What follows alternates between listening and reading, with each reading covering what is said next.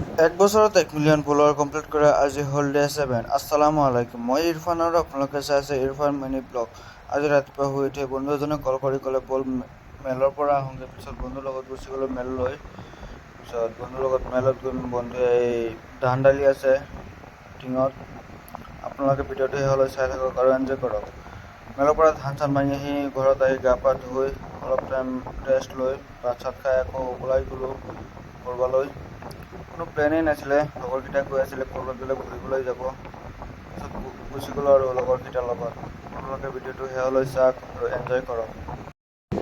পেজটো follow' কৰি দিব guys.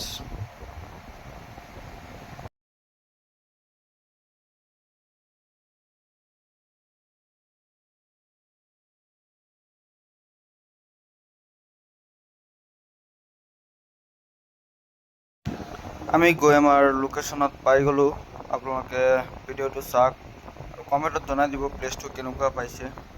আপোনালোকো আহিব, প্লেচটো বহুত ধুনীয়া হয়। তাত গৈ পোৱাৰ লগে লগে আমাৰ ৰাহুল দাই প'ষ্ট দিছে, আমাৰ ইজাজ দাই ফটো ক্লিক কৰি আছে।